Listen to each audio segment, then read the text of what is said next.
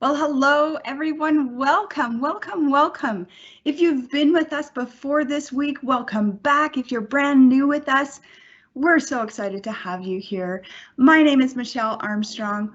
We'll officially do some introductions in just a minute, but just want to make sure everybody's ready for an unbelievable lesson looking at Minecraft and Sustainability City and learning all sorts of things about outflow order. We have to thank our friends at Microsoft Education. This would not be possible without them. We've got another great lesson for you today. So with that, I'm going to kick it over to the man of the hour, Mr. Eric Cross. Take it away. Thanks, Michelle. Good morning, everybody. Good morning, teachers, educators, students especially. My name is Eric Cross. I'm way out here in San Diego, California. It's bright and early, and I'm excited to get my Minecraft on with all of you. So you ready to get started? Let's go. Today's session is called Outflow Order, which is a really fancy way of saying what happens to the stuff that you flush down the toilet. Where does it go? So we're going to talk about that today. But first up, introduce myself. My name is Eric Cross. As I said, we have Michelle Armstrong, who just gave the introduction, Coulter Lewis, who's behind the scenes, making sure everything happens, and then Katie, who's also out here in California with me, helping keeping everything coordinated together. And before we get started, I want to do a land acknowledgement. I am on Kumeyaay land, and those are the indigenous people out here in California. I'm presenting on their territory. They were here long before America was America. And so I did want to honor that and honor the people who are here. And it's a privilege to be able to teach out here along the Native people and indigenous people. And thank you to Cobblestone for putting this together and including me. This session is recorded. So if you at any point in time you need to pause, rewind, play, and go back, we all are at different speeds. And sometimes you want to dive deeper into something, so please feel free to do that. You can always go back and watch it a little bit later. Just a couple things to keep in mind. Have that growth mindset, so be open to learning, trying things new. Some of you are Minecraft pros, which is amazing. And some of you are Minecraft noobs. You're like getting used to it. And so be open to trying new things. Even as I was building this, I was trying out new things and learning new things. Appreciate where your water goes and where it comes from. It's fundamental to life. Without water, we wouldn't be here. We just launched our first aerial drone on Mars, and one of the biggest things we're looking for is water. It's a really important thing to have, so we need that. And then explore, build, have fun, learn by doing, create something. There's no limit to your creativity, so if I say something or share an idea and you want to go a different direction, please feel free to do that. Now we want to hear from you. So who's out there? I'm in this room by myself and I have a tiny webcam. But I know that there's a lot of people out there. And so there's a link, and what I'd like you to do is use this link and just let us know, where are you? Where are you from? Where are you residing right now? What city? Go ahead and drop it in the chat. And I'm already starting to see people. Eric, this is so cool. Even before we posted the link, I am guessing that there are some of you out there that you just knew it would be Earthform 5 because you might have used Earthform 4 and 3 yesterday. So you jumped the gun, you sneaky guys. But super excited to see you here. And we've also got Katie here, who is going to let us know some of these awesome responses coming into the forum. Katie, who do we got? We have some amazing people already joining. Jack, shout out to Jack for joining, and Lori and Michaela. Owen has just joined us. So welcome everybody. Kiki is here. We're so excited to see all of you here. Carter, Mari, Brooklyn, Grace, Shira. So many wonderful students from all over joining us. We're so excited to have you here with us. Sarah just joined and popped in. You guys are awesome. Just flying in with responses. Look at that. We got Georgia, Florida too. Shout out. Wow, yes. Georgia, East Coast, please. How you doing? You know, and the thing is, welcome. We should make sure those of you that are brand new, if you're wondering what is going on, this is a form that we want you type that link either in a new tab or what device you're using. Type in that link. It's going to take you to a Microsoft form. That's how you're going to be able to chat with us. You see there is a Q&A over to the side, and some of you are diving into that Q&A. Don't go into that Q&A. We can't keep up with that. Students, use this form link if you want to communicate with us. Teachers, if you have a question, you can use that Q&A. So let's save that Q&A for teachers. Awesome. I love it. Students are doing an amazing job. Keep it up. Keep it up. And it keeps me company. Lets me know that you're all out there giving some feedback. So well done. So first question, what grade are you in? So I'm seeing where a lot of people are from, but can you type in what grade you're in? So that, yeah, let's get our grade in there. Santa says, I love doing the fun method. Hey, Mr. Snell's class. Yeah, I was gonna say we have a 6th grade class that was with us, and then I'm seeing some other students from 6th grade joining, which is amazing. Love it. Keep it going. You guys are awesome for joining us. Some more 6th grade. We have a lot of 6th graders with us today. Ooh, 8th grade as well.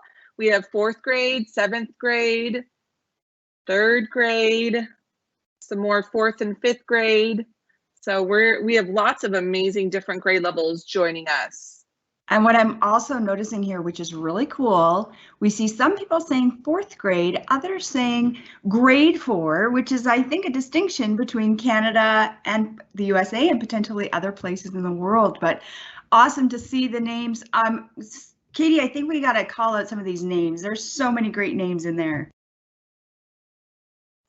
Absolutely. So just a shout out to, we have Samantha from grade 5, Grace in grade 6, Amelia in grade 4. We have Will in grade 8. We have Meredith from grade 8. We have Kayla from grade 4, Story from grade 3, excuse me, Alvin in grade 5. So many different great, amazing students here. This is awesome. We'll keep up the keep it up in the chat, and we'll keep giving you those shout outs. All right, so let's explore where our water goes, our wastewater goes, and these are actually one of the steps in the process of wastewater. But I want to start with some language, some words that you might hear me use during this time. So here's a few vocab words that we're going to be using today. The first one's reclamation. And that's turning wastewater into usable water. So taking water that you can, that goes down the sewer, goes down the drain, and then also ultimately turns back into water that we can reuse. The next one's clarification. That's with this water drop right here. And that's removing all the scum and the solids from wastewater. As I've been building this lesson, I really like the word scum. It's just such a gross word. So I might be saying that a lot. Biosolids. That's a fancy way of saying waste from living things, otherwise known as poop. That's or feces. That's biosolids. You're going to hear that a lot. And so if you get squirmy and uncomfortable, it's okay. It's totally a safe place for us to talk about this. A wire or a weir. This is a wall that controls how the flow of water goes. So think of it like a wall that can go up and down. That's what a weir is. Next one is aeration. That's where you see these little bubbles getting shot into the water. That's adding air or oxygen into wastewater. So you think about all that dirty water, they add oxygen to it. And we're going to talk about why. And then last, that's microbes. These are microscopic living things that eat waste. And matter of fact, there's about 100 trillion that live on and in you, and we actually use them to help purify our water. So those microbes are really, really important. They're one of our best friends, and we can't even see them. There's more of them than there are of us. Now, let's go ahead and we're going to get started and start our journey. And I saw in the chat, some of you who've been doing this, you already know where to go. So we're going to go back into Sustainability City, and we're going to explore one of the lessons. And so let me help get you started. We're going to give you about 15, 20 minutes to get started and move through the wastewater treatment plant. So to get there, what you're going to do is you're going to open Minecraft, make sure you're logged in with your school account, and then you're going to click on New Featured. So you're going to click on the kind of colorful one with the scenery in the background, and you're going to find Sustainability City. So that's the world that you're looking for. If you've already been building in that world, you can reuse that same one. But if you're new, you're going to create a new world. So some of you have been doing earlier lessons. Use that world because you're going to be doing the Sustainability City Challenge, and so we want you to stay in there. And then click on Create World, again, if this is new. And then once you're in, you're going to find your teacher. And we are going to be doing lesson 2. And I saw in the chat that some students were already asking, are we going to do lesson 2? Yeah, we are. So well done. You found it. So click on lesson 2. And then what you want to do is follow the sparkles. And so the sparkles are going to lead you to where you need to go. And so trust the sparkles to lead you to the wastewater treatment plant. And then we'll get you started. So we're going to do that now. We're going to spend the next 15 minutes kind of going through the wastewater treatment plant. So those of you who already have Minecraft, you can go ahead and get started. And if you don't have Minecraft, don't worry. I'm going to open Minecraft on my computer, and I'm going to walk you through it. So we're going to go through it together. Let's go ahead and switch over to Minecraft. Katie, how are we doing out there in the chat?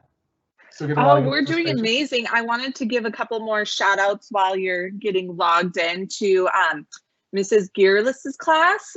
Welcome. So excited to have you guys here with us. And we have lots of students expressing their love for Minecraft. Tom, thanks for sharing that with us. And Victoria, thanks for sharing some info about water with us already. That's so exciting.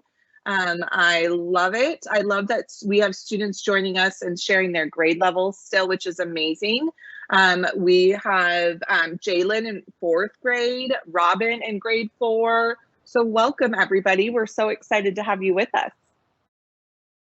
Love it. All right. So now you can see with my teacher, I'm a 7th grade teacher, and my students love Twitch and Discord and YouTube. And so this is my closest I can get to being a YouTube streamer. And so give me some love in the chat. I'm trying, you know. I'm not PewDiePie yet, but you know, I'm trying to get there. All right, so let's get started. We're gonna click on New Featured, and then we're gonna go to Sustainability City. So that's right here. We have Sustainability City ready to go. If you're new to this, we'll click on that. Then we're gonna go to Create World, and let's find our teacher.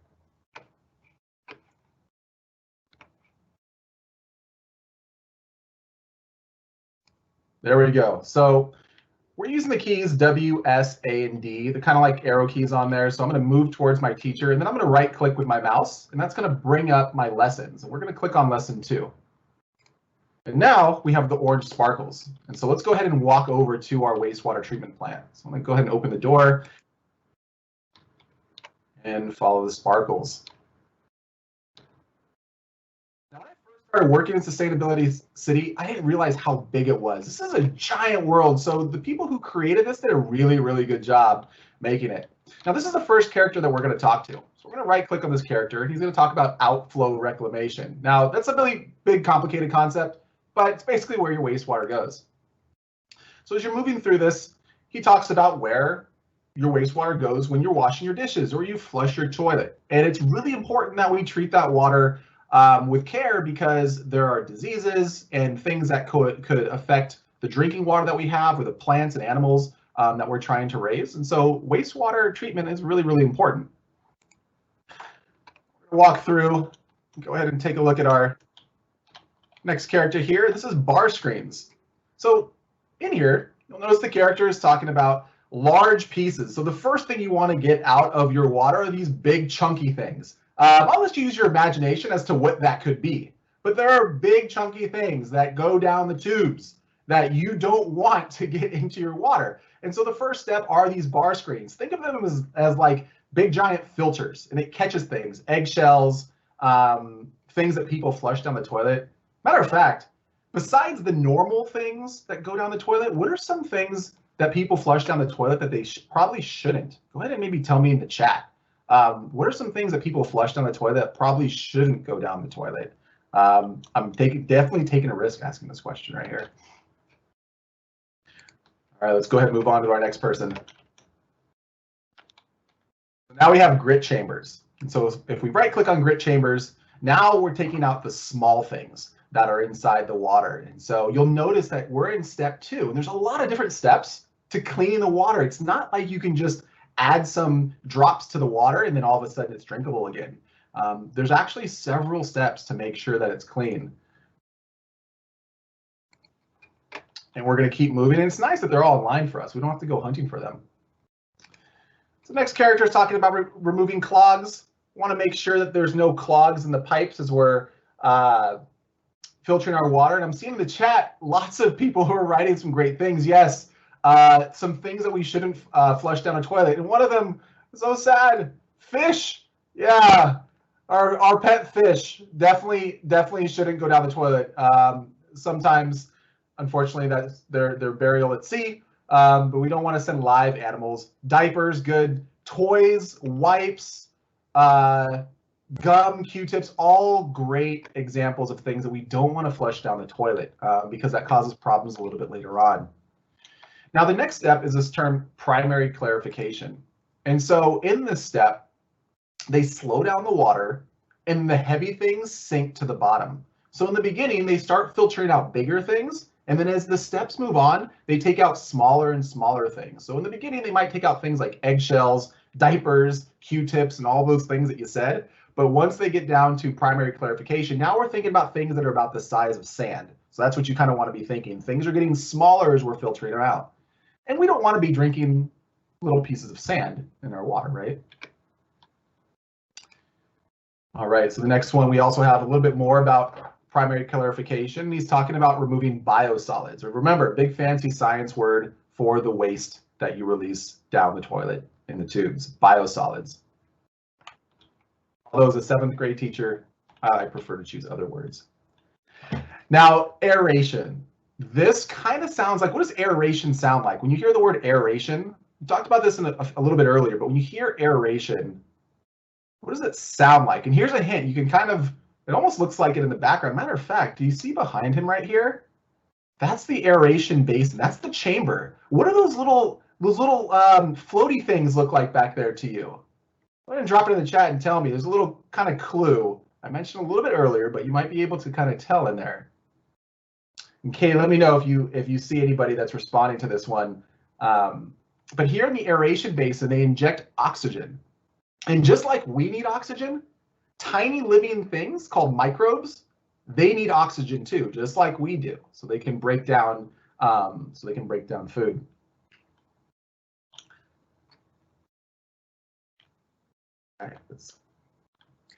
All right, just a quick shout out. I'm seeing some wonderful students. Adam and Tom both shared air with us.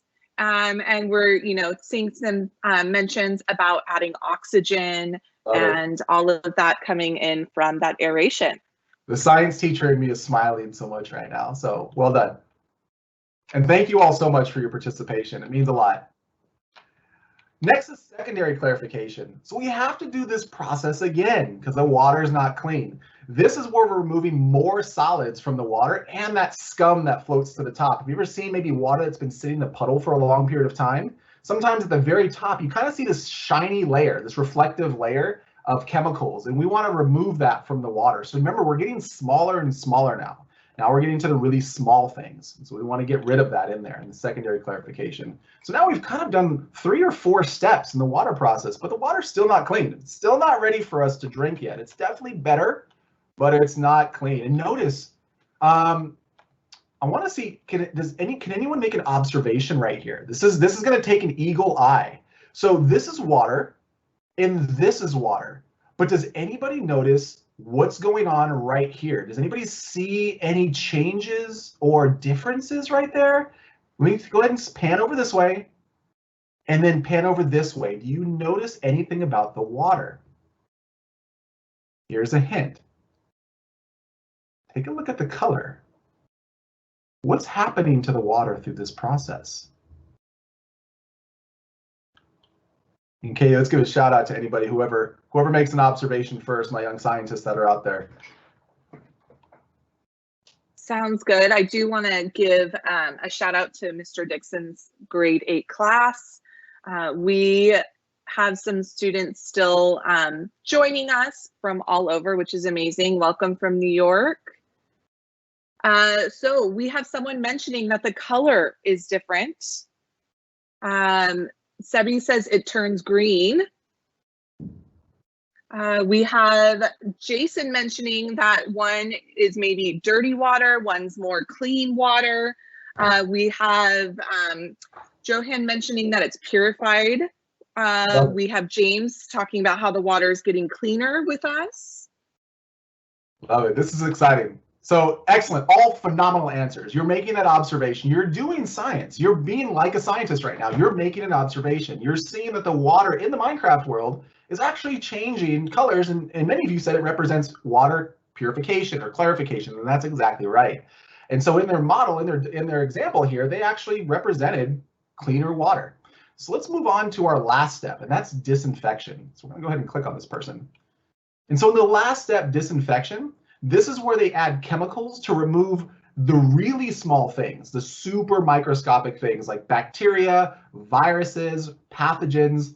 They'll add chemicals to the water, like chlorine, to kill it. And we also add chlorine to something else that we like to use, especially in the summer. Now, I know some of you in colder climates may not use this recreational place often, but what do we add chlorine to? Go ahead and use the chat. We add chlorine to something, usually in the summertime when it's really hot. So this is safe for us. So go ahead and drop it in the chat. When you hear that term chlorine, how do we use that?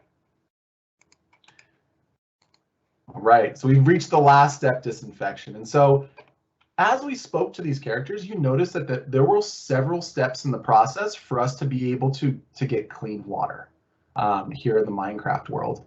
And if you explore it, you're going to see that this water treatment plant is really, really large. So let's go ahead and we should give a few more minutes to explore, Katie, or do you think we should move on to talking about some of our experts? Maybe expert time? I think let's give them a few more minutes to explore, because we have a lot of wonderful participation happening in our chat. Right. You know, you mentioned some words that our students are now giving us some shout outs. That Jackson says that it kind of triggered a reminder of swimming pools. And then we have a lot of students that are also joining in with that. Maddie and Nina also agree, and so does Will. And so I think they're still exploring and checking out all of those amazing tools and resources. Love it. This is great. And it's fun when you go a little bit here in the very beginning, you can see how dark the water is. And here we have the filter. We have that's catching the big stuff. All this big stuff. This is definitely not something that you want to play in. You don't want to play in this side. This is the very first step. See these little blocks right here? What do these blocks represent? There we go, me being the risk taker again right here. Yeah, what are these blocks? This is the first step. This is the bars. This is the part that filters the first, kind of like your first line of defense, your first filter. So right here we have stuff building up. So what's building up right there? I wonder what that could be. One of the mods of Minecraft, they'll be able to add smell. What do you think a water treatment plant smells like? Probably doesn't smell very good, I would imagine. Probably need like a lot of potpourri around this area.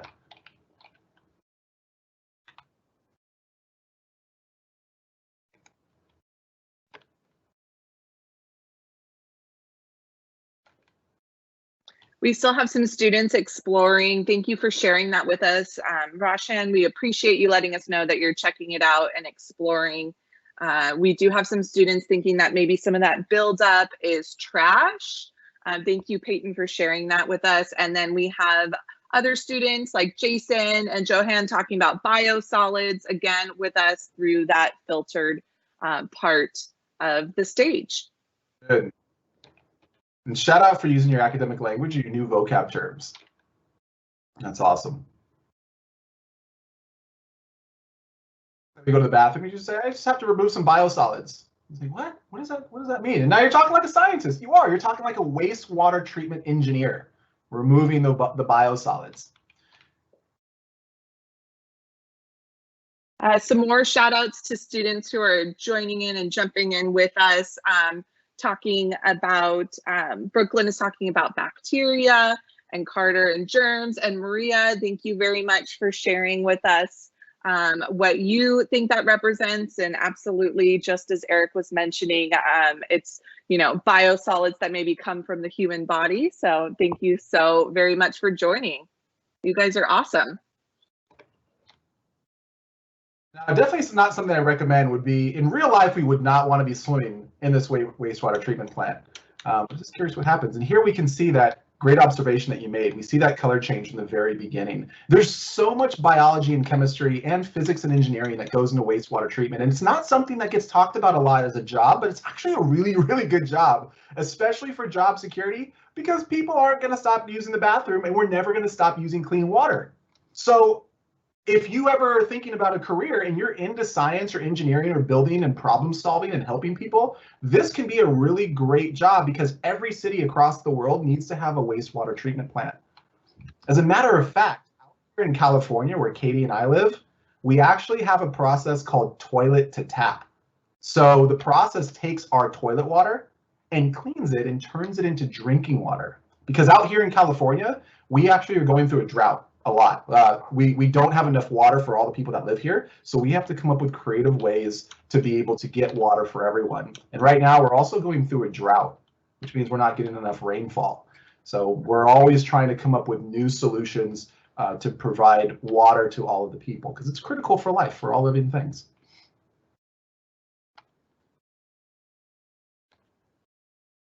Right, I'm thinking. Wonderful. Shout out to some more students, if you don't mind. We have lots of students joining us, and Lucas talking about the water cycle with us, and Kyla talking about different things that they see throughout this process. And then Tom was asking, you know, what would happen if we do swim in that? And I think that would be a very interesting experience, Tom. Absolutely. Yeah, we'd be swimming in things that can make us really sick. And so that's a really great question. It's definitely not something that we want to practice. I just want to kind of zoom out a little bit. So what I've done is I've gone into Sustainability City, but I switched to creative mode. I want to show you the scale or the size of the water treatment plant. And so this is where we began. We left the schoolhouse right here. We walked over this way. This was the first character that we spoke to, but I'm going to fly up and show you how big this is. It's massive. And in real life, it's massive too. So you can see all of that goes to, and you can kind of see a good idea of the color change, can't you? Right here is the beginning. And then as you move through, you see it changes from this dark kind of green color, and then it turns to a medium green, and then kind of like an aquamarine, and then to a much cleaner, bright blue color. So there we go. So now that we've explored this, let's hear from some experts on this and show you what it looks like in real life. Sound good? All right. Go ahead and we're going to go. And let's go ahead and switch the slides. And let's share Just quickly, a shout out to a couple more students who've joined us. Miss Goldnick's class, welcome. Thanks for joining us. And thank you guys for your amazing questions coming in from Lucas and Lily as well. We're going to talk to and learn from some experts in coming up. So hopefully those questions will be answered. If not, we will definitely do our best to answer those for you. All right.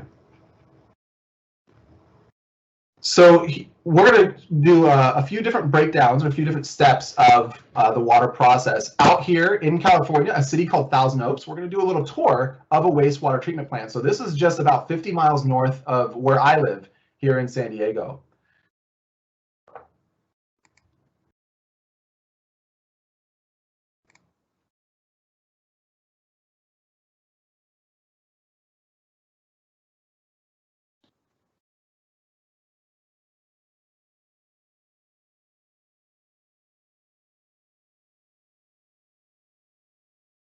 Now, I don't hear the audio, Eric, but students, if you can post in the forum, let us know. Do you guys hear the audio on that? Let's see, it sounds like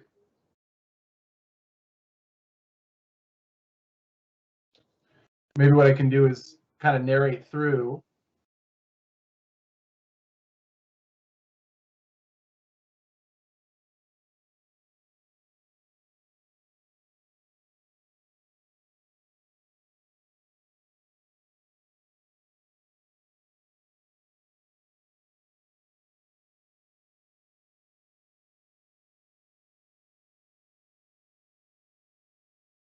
Aha, Owen has confirmed. Owen and Sebi, there is no audio, so I think I love your narration anyway, Eric. How about you tell us what's going on? So in this first section, what we're seeing is the very beginning of outflow. And what this engineer, the wastewater engineer, is talking about is some of the large things that go down that aren't supposed to go down your toilets. And one of the biggest ones that we shouldn't have in there are prescription drugs. And the reason why is it's really difficult to filter out those prescription drugs. So when people have medicines and things like that, a lot of times they want to get rid of them, but they don't want to throw it in the trash. So what they end up doing is flushing it. But a better place to take it is to a law enforcement agency, like a sheriff or a police officer, anyone who's responsible for protecting people. And usually they have a place where you can throw them away. And they find all kinds of crazy things inside. And some of you mentioned this in the chat, but they find all kinds of things in there, like goldfish, rings, money, cell phones. And if you lose your ring down there, one of the things he says is you're probably not going to get it back. So don't go calling them looking for it, because if it's gone down the toilet and gone down the drain and made it to the wastewater treatment facility, it's probably gone. But it makes me wonder, like, I wonder if there's kind of like a treasure chest of things that they've found in there. They must put it somewhere. And so as you spoke to these characters, as you explored Minecraft, you saw that they talked about bar screens and then grit chambers and then making sure that they prevented clogs. Here in this next section, they're talking about the aeration. So remember we talked about adding bubbles? So being able to add the bubbles into the water allows us to feed those little microbes. Remember those tiny little things that eat all the bacteria? They're adding the oxygen to that so that we can break down a lot of that waste. And then next we move on to primary clarification, aeration, and then secondary clarification. And remember, those were more steps in the process of us just removing the big things and then starting to remove smaller things and smaller things and smaller things in there.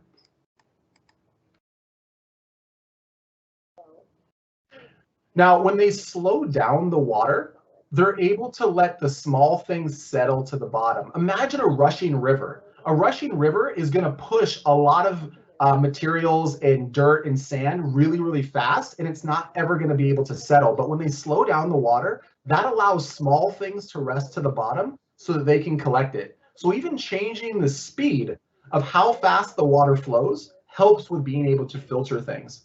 If you think about the ocean, right? When the ocean pushes waves up onto the shore, you see the sand get pulled in and you get pulled out. But when you go to a lake and the water's just sitting still, all of the sand, all of the rocks, all of those things, it's just settled onto the bottom. And here in this video, you can see there's several steps to this process. And again, those microbes. So those are representing the tiny microscopic things that are eating all of the bacteria and breaking down the biosolids into things that we can remove. So microscopic organisms are our friends. We need them to survive, not just for clean water, but even in our bodies, we need them.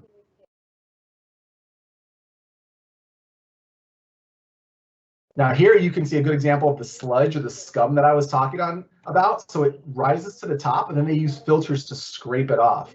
And again, that's not the last step. We still have one more step. Do you remember the last step in the process? What was the last step in that process of purifying water? So we had bar screens, we had aeration, we had clarification, and then we had one more step. And here's a hint. I talked about something that you might go into during the summertime to keep cool, but there was that last step in the process that used chlorine. What was that called? And Katie, if you see anybody that drops it in, go ahead and give them a shout out that drops it in the chat. Absolutely, and just shout outs to the amazing questions we have students asking. Lily's been asking questions and lots of great conversation coming in through our questions and our forms. So thank you guys so much for sharing that with us along the way. Hey, Katie, I love the story that Mr. Jones put in there. We absolutely need to tell what Mr. Jones put in there. It's awesome. So Mr. Jones shared with us, it's from a police diver story from Newfoundland, Canada. I guess a murder suspect is seen tossing a gun into one of the towers at the sewage treatment plant, describing the contents as like too thin to walk on, but it's too thick to swim in. So the police diver has to like go in, and guess what? They managed to find it anyways, which is amazing. What an amazing job being a police diver. I mean, the things that you have to find, I mean, I bet no day is ever the same. Absolutely. We do have some students circling back to your question, Eric. We have, Lily and Zachary and Lucas mentioning chlorine. Jackson mentions like disinfection. So we have some great comments. Johan is talking about chlorination. Sienna is asking if it's like the biosolid processing. So lots of great ones coming into the chat here. Love it. Love it. Yes, disinfection is that last step. And so when we spoke to this character, he talked about disinfection. And it's the same thing that you do when you get a cut. When you get a cut, you want to disinfect it. And when I was a kid, we had either alcohol or hydrogen peroxide. And I always remember alcohol being the one that burned. At least it's been a while since I've cut my knee, but I always remembered I wanted hydrogen peroxide. But the reason why we disinfect it is to kill any of those microorganisms that can get inside and cause infection. And so disinfection or remove infection is what we want. We want the same thing with our water. So well done. So here in this last step, and let me go ahead and move myself out of the way. Here in the last step, they're adding chlorine to the water, just like we do with our swimming pools. And it's not the end though, because we end up drinking chlorine water, and we don't really want to drink pool water, even though many of us, no judgment, have probably drank our fair share of pool water before. So they have to add more chemicals to take out the chlorine. And then ultimately, we can use that for irrigation and for drinking water, so we can grow our plants. So we're going to go ahead and move on to now our challenge. So this is the part that we've been waiting for. And so this is the build part. This is the part I'm really excited about. So here's what we're going to do. Here's what happened in this situation, a farmhouse in our sustainability city, the pipes burst. So imagine in your house, all of your plumbing, the toilet pipes, your drains, they burst, and you have biosolids everywhere, and you need to get rid of that. And so we need to create our own wastewater treatment facility, our own mini one. And there's a couple of different ways to do it. So we've gone over the 6 steps. Now you're going to create your own outflow order. They've asked you, they want to hire you to create this little mini purification system. And there's a couple ways you can do it, a couple different challenges. The first one, you can use regular building materials. You can use anything in Minecraft that you want to build your own outflow treatment facility. Or if you want a higher level challenge, use only natural building materials. Maybe instead of using bar screens, what if you use a spider web? In Minecraft, spider webs could be something that filter things out. So as you're beginning to think about how these things are all connected, think about how ultimately you being able to treat water can help people later on, maybe for irrigation or to get clean water to people who don't have it. So let me walk through the steps of your build process, and then you're going to be able to choose which challenge you'd like to do. So, Eric, just before you walk through, because I know we have some students and teachers here that maybe are brand new to these challenges. So teachers, just know you're going to get all of this information to your email to describe what Eric just mentioned the challenge is as well. Students, yes, there are prizes for these challenges. This is a Minecraft build a challenge, and they've got some cool Minecraft swag to give away, and the winners are going to be highlighted at ISTE, one of the biggest EdTech conferences in the world. So don't worry, teachers, you're going to get all the info on how your students can submit this. But for now, let's just get inspired and learn some tips from Eric on how we're going to do it. I love it. And for my YouTube content creators out there, because I see you in the chat, this could be something that could be one of your streams. This could be one of your content as you're doing a guided tour. And so you're trying to get those people to smash the like and subscribe button. Show them what you've created. Maybe Microsoft will see it. Who knows? So here, if you decide to build your Outflow in Sustainability City, you're going to go to the farmhouse. So you'll find the farmhouse, and then you're going to use this kind of little pond or river to be able to create all of your filtration systems. And ultimately, it's going to lead to the crops. And so you want to imagine inside this farmhouse, the pipes burst. How are you going to create a filtration system for the water to be cleansed by the time it gets to the crops? And so that's going to be one of your options that you can do. Now, I made a wastewater treatment facility too, in a Minecraft world that I'll share with you. So another option that you have is you can also use a basic blocks of grass, the basic template, and just build a wastewater treatment plant. And this is the one I created. I made this in a Minecraft world. So this was the wastewater source. This is an outhouse, or just the toilet. Should we go inside?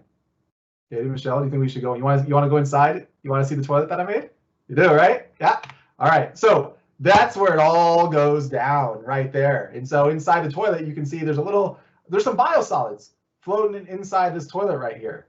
And the next step is we need to create our bar screens. And so as we move through, the first step were the screens. And here I created some bar screens to filter out the first step of the process, or the large items in there. Next, I made a grit chamber. The grit chamber, I just use regular blocks. And again, this is just an example. Be creative with it. Have fun with it. Try new things. Maybe you're going to engineer a solution that no one's thought about before. We'd love to see that. After the grit chamber, I did the primary clarification using all different types of materials. So I didn't do the natural challenge. I just used all of them. But this is the one that I created and added water to it.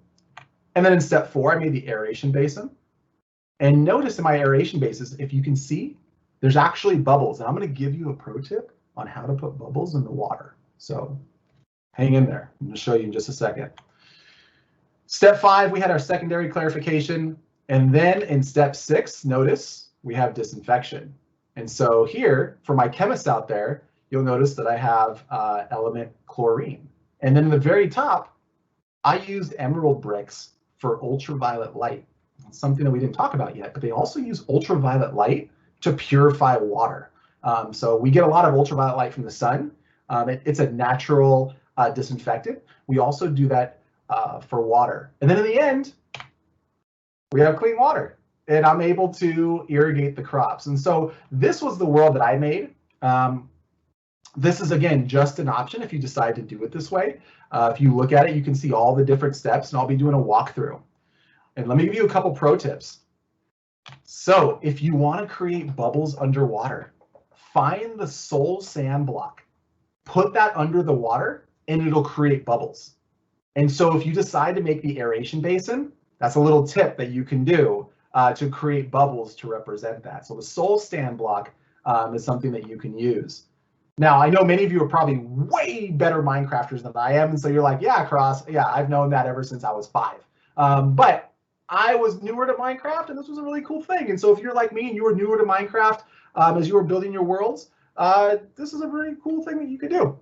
Also, here, I decided to kind of challenge and push myself. I wanted to make Outflow and make the water all flow the same direction. So what I was able to do is I was able to throw something in the water, and the water went the same direction the entire time. It doesn't do that just by itself. And so here's the little hack or trick to do it. And I'm going to show you how to do this when I give you the build time. So what you do is when you create kind of like a little river and you pour water into it, the water is going to stop at some point. Once it stops, you want to put a sign right next to it. And then you want to put 2 ice blocks in the ground. Once you do that, if you add more water, the water is going to flow the same direction. And I'm going to show you this live, but some of you maybe who are more familiar with Minecraft, that you got that, and some of you who are newer, you might be like, I need to kind of see it, and I'll be totally happy to show you. But when you do this, you're able to put something in the water and watch it flow the entire direction all the way to the end. And so it's something to kind of to keep in mind if you want to try it. And then next pro tip, to add water, you want to find the water bucket. So the water bucket looks like a silver cup with water inside of it. This is going to be in your inventory. So when you're creating, you're going to be in creative mode. You're going to have access to all the different Minecraft tools and supplies and gadgets in there. And so you want to use the water bucket to be able to fill the water if you need to add water anywhere. And then if you're here in the farmhouse, you're going to be building right here in this little pond swamp area. So a couple steps to help you get started. So Eric, we have some shout outs that I wanted to share. Shout out to Miss Davis and Miss Letford's 8th grade class joining us from Jamaica, New York. We're so excited to have you guys with us. We do have some questions coming in, and since you're talking about that farmhouse, some of our students are wondering exactly where that is in Sustainable City. If you wouldn't mind sharing that with us, I think that would be helpful for some of them looking for that location, so they could maybe try working there. Absolutely. Let's actually go right to the beginning and get it all set up. So if you're going to build in Sustainability City, which is what I would recommend, it's such a cool place, and you're also going to be able to participate in the challenge, as Michelle mentioned, for ISTE. So I'm going to go to View Library, or actually let's back up and let's do New and Featured. We're going to go New and Featured, and I'm going to go down here to Sustainability City. So this is where I'm going to click. This is where you already explored, but we're going to change a setting. So if you've already been in it and you've already created the world, you can use that one. I'm going to recreate the world, and then I'm going to change a couple settings so that I can edit the world. So we're going to put it into creative mode. So now I'm in the world, but this is really important. So if you've tuned out, and this is what I want you to tune back in with and pay attention to what I'm showing you right now, because this is what you want to see. Now that we're in this, see, I can't fly by myself. If I open my inventory, if I push E, the letter E, I don't have a lot of different things that I can use, but here's how you get those things. So what you want to do is you want to push escape, and then you want to go to settings. Once you're in settings, change these two modes right here to both creative. So we're going to click here and go creative. We're going to click here and go creative. Now that we're here, watch this. I'm going to go back to settings, resume game. And now when I go to my inventory, look at that. It's like Costco right now. Do you have Costco up there? Costco in Canada? Yeah, give me a hit. Yeah, it's Costco, right? We got Costco right here in our inventory. So we have all the things. And not only that, but you can fly. Who doesn't want to fly? So we're inside our little city. We're going to open the door. And then walking is okay, but I'm going to push spacebar 2 times. 1, 2. And on the second time, I'm going to hold it. And look at that. Now I'm flying. So now I'm flying above, and I'm going to look over to my right. And right there, over to my right, there is the farmhouse. Right there, just to the right.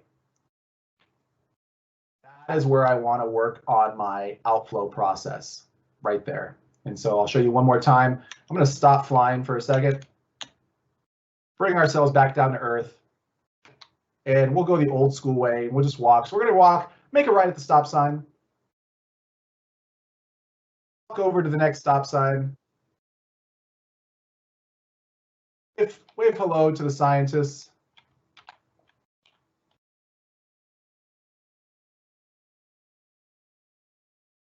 And now we're at our farmhouse. And now you're ready to build your outflow.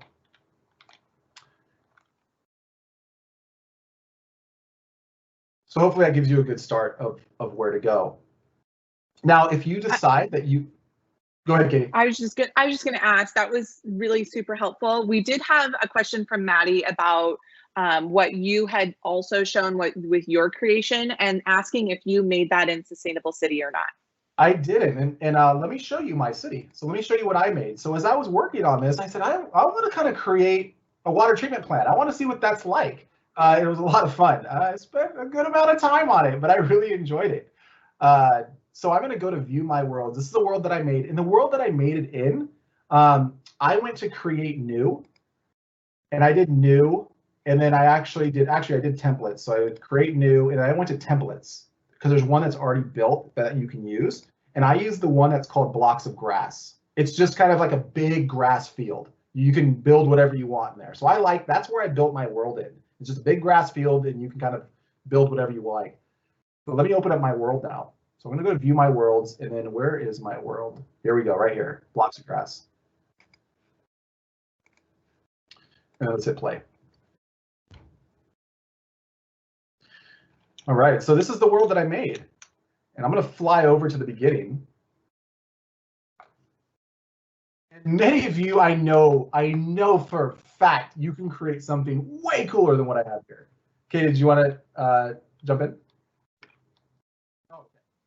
So here, I put a sign to label things because when we create models and diagrams, the difference between a model and a picture is a model has explanations. And so it shows how something works. And so here I labeled my outhouse. And you go inside, go up the steps. I don't know why I made you go up the steps when you have to go to the bathroom. I just want to create an extra step in the process for some reason. And then take a look at this. This is the toilet. Look at that.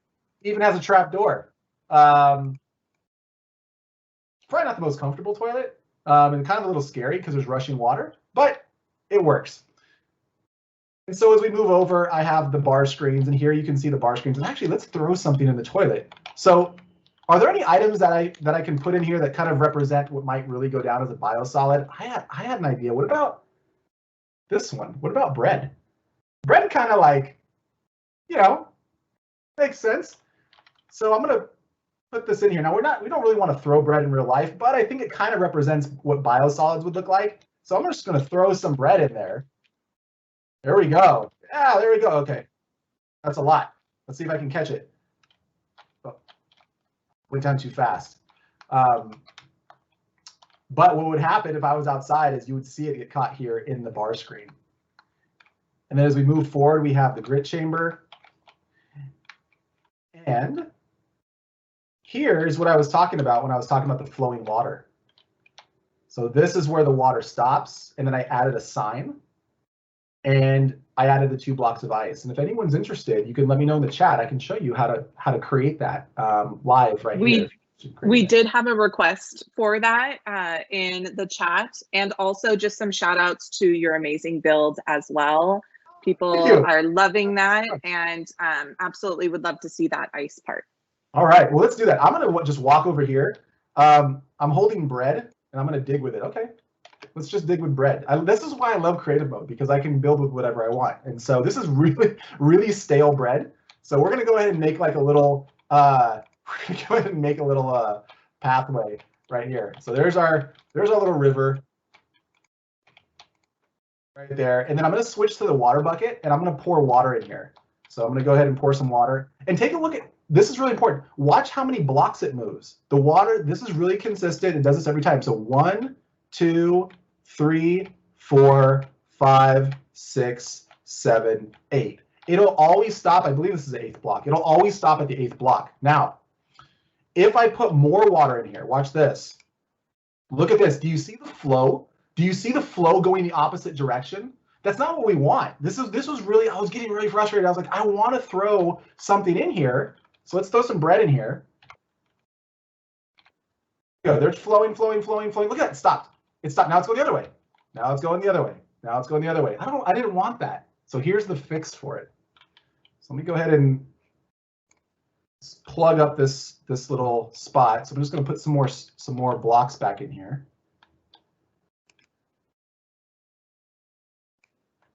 There we go. Okay. So here is my water. There the water stops. Now, when you get to this point, right at the end of the water, switch to the sign and put a sign right there. And you don't have to put any words on it. I actually, because I care about the aesthetic, and my art people out there, you know what that means, but I care about the looks. I actually am pretty particular about this. So I didn't like using the birch sign because it didn't blend in. So I actually went into my inventory. I pushed E. And then I went to the sign, which is on the 3rd tab. So it's right up here where the bed is. If you click on that, and then the sign is right over here. So if you click on the sign, the plus button will actually open up more. I used the dark oak sign because it blended into the background more. I just care about that stuff. So I'm going to put that down here and switch it out. And then I hit escape, and it brought me back. So now I have the birch sign. It's so much nicer. Look at that, it blends in. Then what I did is I broke this block and this block, and I put ice blocks there. So now I'm going to go to my inventory. I'm going to go to this 4th tab right up here, and I'm going to choose the ice block. It's this one right here. And I'm going to replace that kind of dirt grass block with the ice block, blue ice. There we go. And let's go ahead and put an ice cube there, and an ice cube there. And then let's go ahead and make another path for our water. And on this ice block right here, we want to add more water. So I'm going to pour some water. This is the second ice block. Take a look at that, right? Now let's go ahead and throw something in here and see what happens. So let's see. I wonder if the block emerald will work. Let's try this. Nope, that's not going to work. Let's throw the bread in there. So there's my bread. Put more bread. Okay, the bread's floating, bread floating, bread floating. The bread slides on the ice, and then look at that. It keeps going. It keeps going. You can keep doing that. You can keep making your river flow the entire time, and notice it stops right here. So all I have to do, put another sign. The sign kind of, for some reason, stops the water flow. I'm going to break these two blocks again. And I'm going to put more ice right there. I know this isn't exactly scientifically accurate, but it works in Minecraft. And so we are going to be creative problem solvers because we want our wastewater to flow the same direction. Now, you don't need to do this, but if you are a stickler for wanting the flow to actually function, you can do this. This is why I had a lot of fun.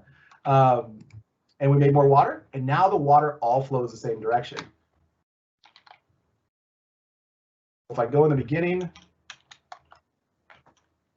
can I ride, make a little river for myself?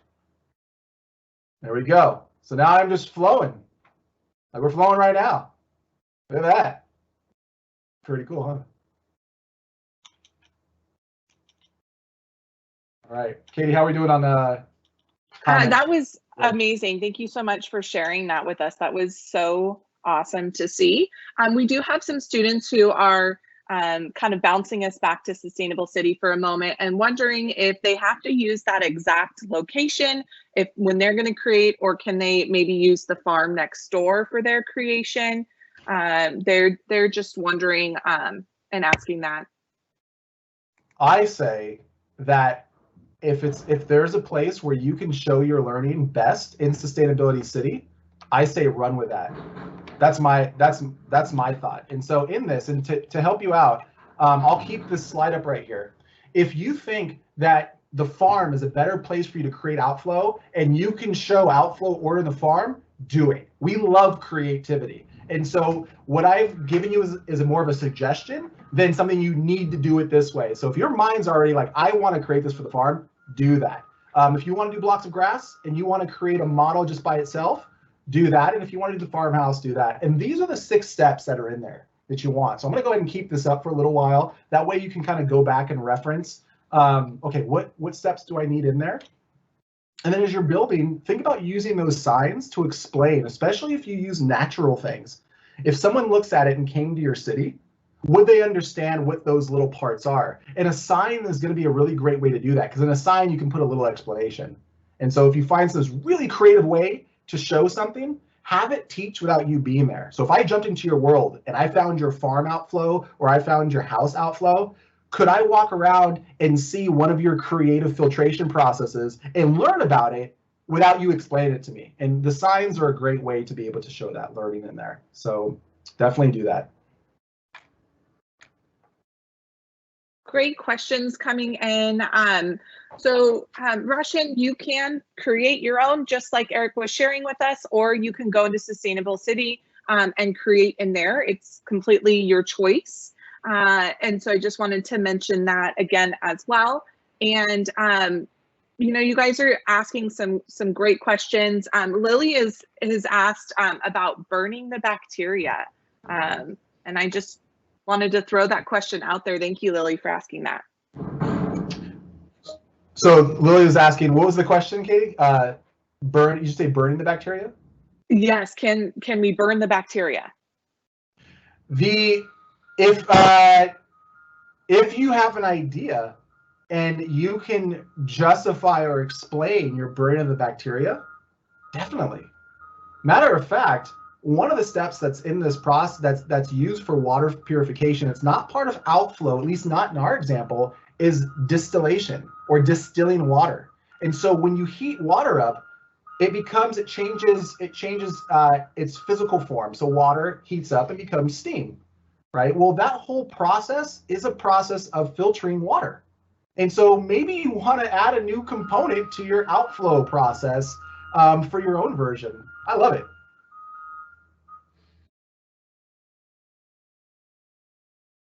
And then just a lot of wonderful comments thanking you for this amazing demonstration and the opportunity to learn and have fun with you. Oh yeah, it is. Go ahead, Michelle. It's so much fun. Yeah, just so great, Eric. And you know what? I know the feed, it feels like it's getting a little bit choppy, quite likely because we got a whole lot of stuff going on with Minecraft and the screen. It's so incredibly cool. So students, if you were finding that choppiness, I know we were able to understand most of it, and I know you guys are probably all diving in and building. So that's exciting. Keep those questions coming to the chat if you still have them. And we also created a short kind of a task sheet with these slides. Just after the session ends, you'll still be able to see these last slides and what to include in the build. So students, you'll be able to click on a link and then you'll see all these last slides and you'll know what to include in there. But great ideas. Please keep sharing in the chat some of your ideas or creative suggestions or things that you've done. We love hearing about it. Plus, it also gives me some good ideas as I continue to build my own Outflow world. So we had a great idea kind of come through from Madam Pryor's class. Their idea was taking the water from Lake Ontario and putting it through the 6 steps to purify it for the household. And they're wondering if that is also another correct kind of use of it as well. So they're going to purify the water in Lake Ontario and then use it for nearby homes? I think that's yes. an awesome example. I also love the fact that it's related to something that's nearby to you, because now you're making it really practical. Now it's something that's meaningful to you. The next step that came into my mind is whatever you build, share it with the water authorities or the water municipality, whoever's responsible for Lake Ontario. Show them what you've made. I bet they would be blown away that you've created a world or created solutions to real problems. And this is not just something that affects us here in Canada, in the United States, but this is a global problem. And these facilities are really expensive. And so the idea of coming up with natural ways to be able to do this is not just something that we're doing for this project, but it could be something that inspires an idea where you're helping people in a place that doesn't have water be able to purify or cleanse their water so that they can reuse it. So there's definitely a lot of application for this beyond this activity. But I love the Lake Ontario example.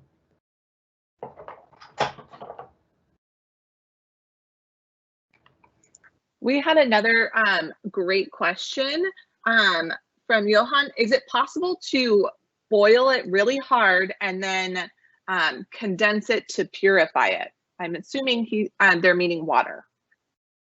It's a great question. This would be a good question for my Minecrafters out there. So is it possible for us to boil water?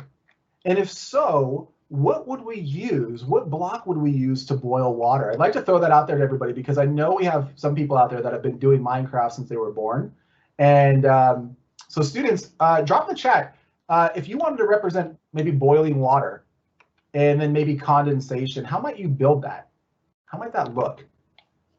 I'm just going to go ahead and dig some holes, and maybe what I'll do is if you see anybody share any ideas, Katie, maybe I can try and recreate whatever it is that they share in there best I can. I'm sure they can do it better than I could, but I'll try. Absolutely. Yes, I'll let you know, but a quick shout out to Miss Johnson's grade 5 class. Thank you so much. We're so glad that you've been enjoying this experience with us today.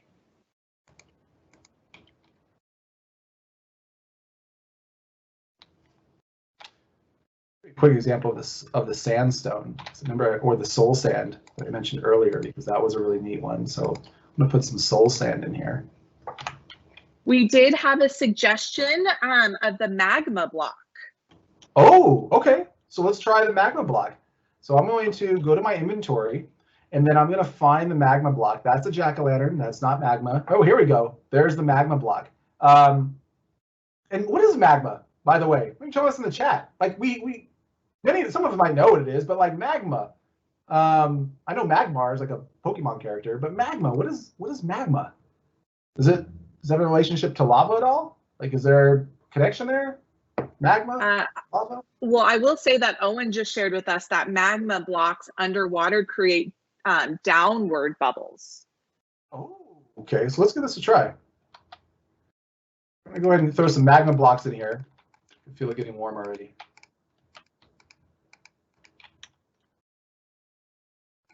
Let's see what happens. So you said downward bubbles.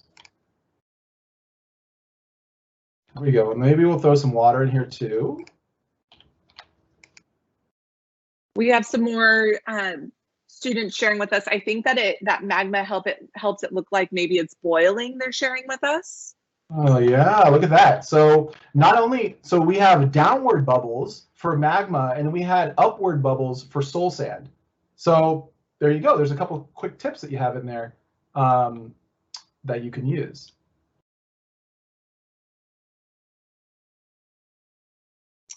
And we have some students sharing with us about how magma is lava or the rocks of lava.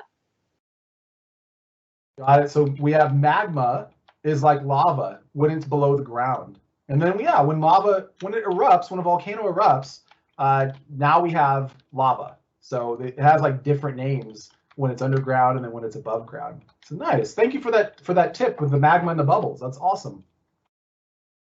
And then if we wanted to represent catching the steam, like what would you build to catch the steam? I wonder. Like what could we build to catch the steam? What would that look like?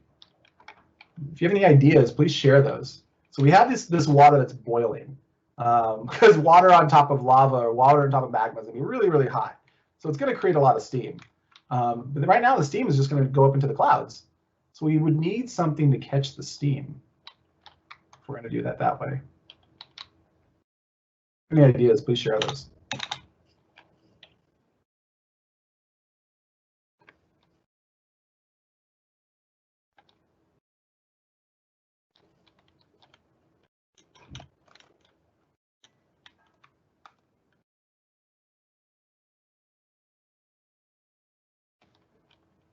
It doesn't cook our bread. Thought maybe I'd boil the bread and see if it could. Oh, it makes more bubbles. Look at all those bubbles. Okay, interesting.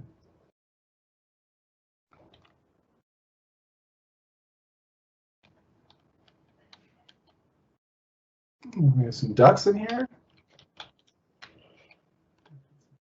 Very nice.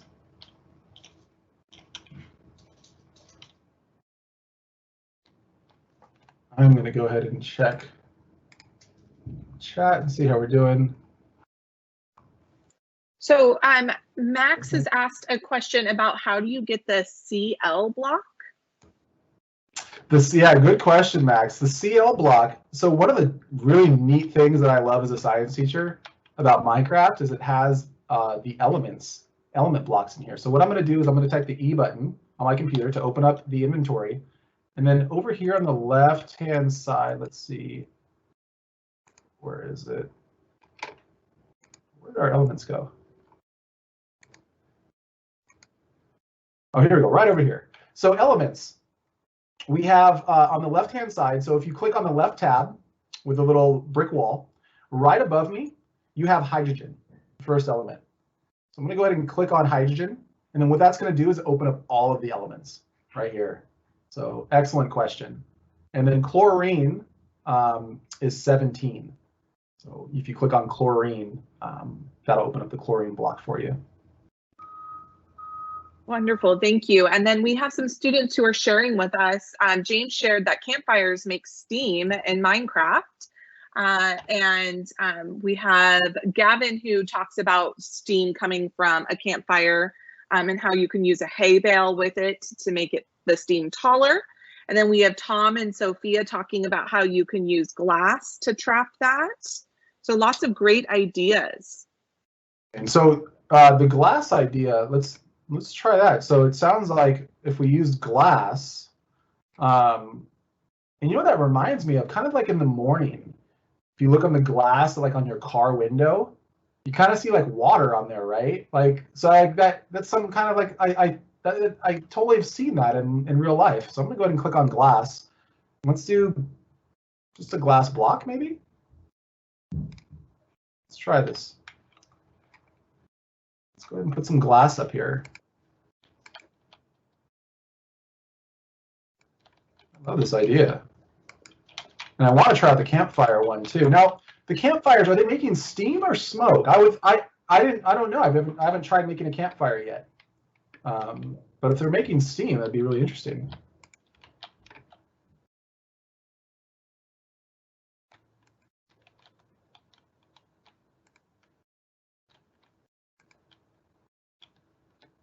Okay, and so what I think might be happening here, according to my scientists all over Canada and the US, is when this water boils, and feel free to chime in or share your idea with me, when this water boils, love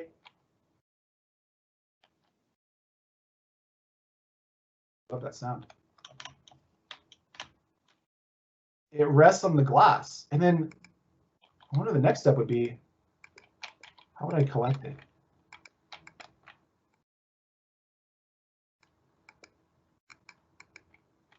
So we just had one of our classes, Pryor's class, maybe suggesting a carpet overhead to catch the steam. Oh, a carpet. Okay, like the fabric would catch the steam on there. That's what they shared with us. Oh, I like it. So I say make it, build that, and if you can, wherever you build it, either take some screenshots, and if we can figure out a way for you to share them with us, we'd love to see the world's and your solutions to these problems in Minecraft. But yeah, thank you for this great idea. This we have the magma blocks on the bottom, creating the bubbles, and then you can see here it's boiling.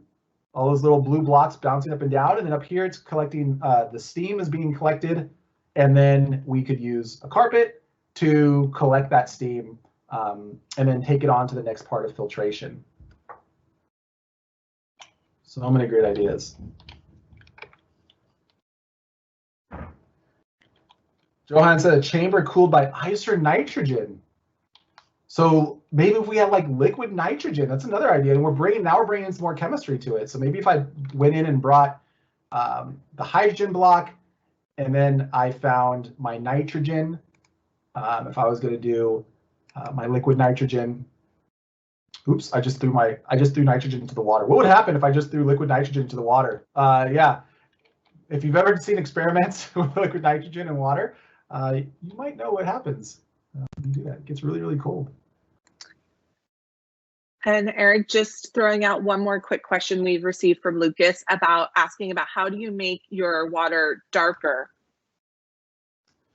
This is a good question, and this is something that I would want to also put out to the students out there that are doing this. How could you make the water darker, or how could you represent it creatively?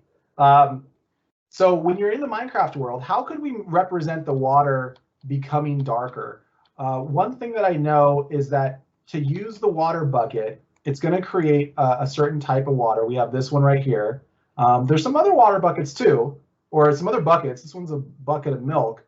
But is there a way to represent, I'm going to assume, color change in water? How could you do that creatively? And maybe we can get some students to chime in and share their creative ideas of how they can do that.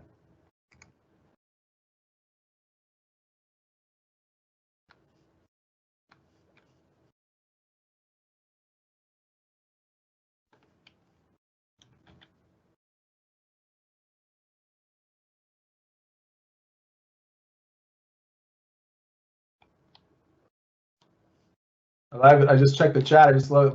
Violet gave us a whole explanation of magma, including the temperatures, and I love that she uses quotes too in there. So nice, Violet.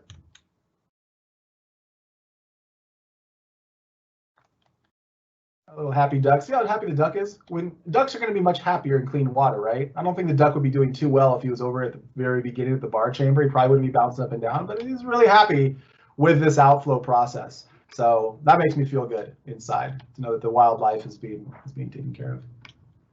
So we do have some suggestions coming in about the different types, using different types of water, river water, swamp water, things like that are coming in from Ms. Thompson's class and Ration, and lots of great ideas about using different types of water to represent the different colors of water. Okay, so we can use the different water types to represent what what water change you're trying to show in there in your inventory. So you can find, let's see if we have. Now I know earlier one of the things that we were using when we were first making this is we were actually using the different ice blocks because those change color. So we use that. So it's okay to use something that represents water. Don't feel like you need to be locked into just using liquids. If you want to be creative, as long as you can justify it, then you're good. As long as you can explain it. Because again, we're making models. So feel free to be creative with your ideas and use something in place. If you can't find a block that really represents what you're trying to do, be creative with it. We also had Sandra and Armin say that you can dye your water, like DYE. Let's see if we can find some, so we're going to look up dyes. Oh, so if we go ahead and let's try this out. So let's make a little pool right here. And let's go ahead and fill this up. And then let's go back to my inventory and type in dye. Can I do a red dye? Does that do anything? Let's try this. Red dye. Do change. So in the chat, they're mentioning that you might have to do it in a cauldron in order to color the water. Okay, so let's maybe pull up our cauldron.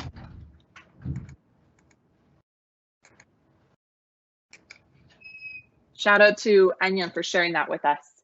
Yes, very nice. Okay, so let's put a cauldron down. Let's fill it with water. Not filling with water. Oh, is it already full? Let's try this. There we go. Okay, so I have some now. I wonder if can I use my bucket to scoop it out? Let's try this. Got a bucket. Let's put that there. I just threw magma in the water. Okay, it exploded. Good. Oops, that wasn't good.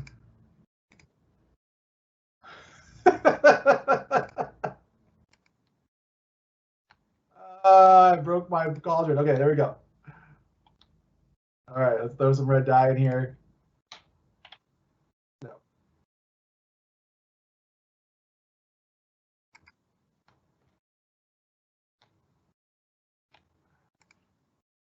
There we go.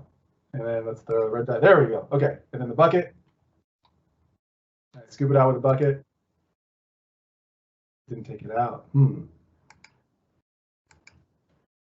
some red dye. Colt, so let me check in with you. Any way to change the scoop out the red dye water? This is a great example. I know one way we can probably put it underground. Any tips or suggestions on that? That's what I was thinking. Can you bury that cauldron? Yeah, that's good. Try this. See if we can put this cauldron. Do that, and then can I fill it? And can I throw some dye in here? Now I know none of our water is going to be red, but bear with me. Okay. Yeah. Great idea. And this is why I love having all of us together, because as we all share ideas, we all have different expertise in different things. And so this is a great idea to be able to show color change in water. And so please keep sharing those suggestions. That was amazing. That was something that I wouldn't have come up with on my own.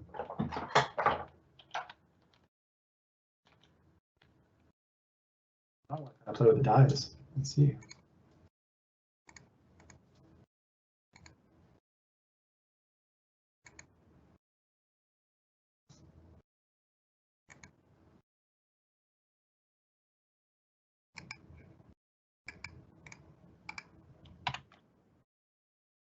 There we go.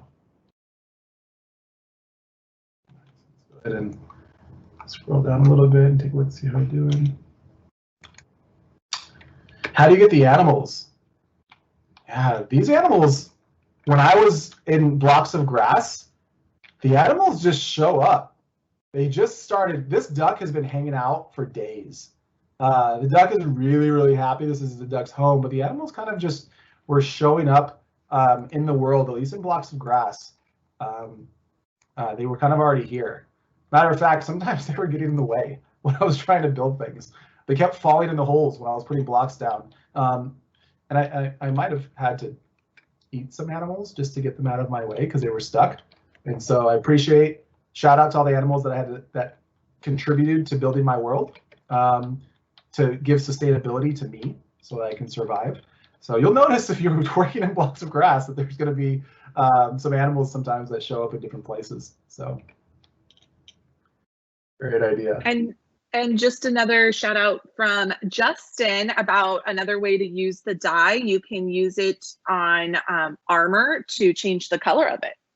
Oh, okay. So if you want to, add some flair to your armor, you don't want to go with a typical armor gray silver. You could add some kind of color so you stand out in those medieval battles. So you're protected in there. So nice. I wonder if we can. This one isn't really gonna yeah, it doesn't really work in here. Eric, I hate to do this to you. Absolutely hate to do this. We only have 3 minutes left. And I'm certain we could all stay here all day. You know what? Tom posted earlier in the chat that it was recess time, but he said he didn't care. It was fun. And I'm sure that's what everybody's thinking. But I feel like we have to just wrap things up and get students on to the rest of their day. What do you think?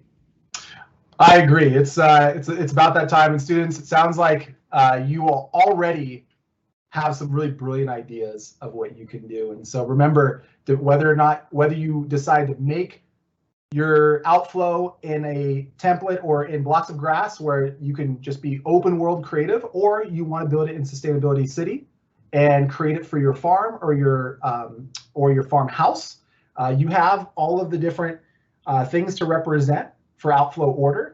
And for some of you, you'll be submitting it for the competition, and we'll be looking forward to giving you a shout out at ISTE. But I just want to thank you for participating, for sharing your insight, for contributing your creative ideas in Minecraft. I loved it because I learned new things while I was doing this, and I hope you had a good time. I know they had a good time, and I think students, I know we can't hear you. We need to have a little round of applause for Katie, who's been doing our shout outs, Coulter, who's been answering our questions in the Q&A, and this man on the screen right now, Eric Cross. Truly phenomenal. I want to hear those shouts from your classrooms thanking Eric for this amazing, amazing workshop. So thank you so much, Eric, and thank you all for being here. We'll hope to see you again soon. Bye-bye.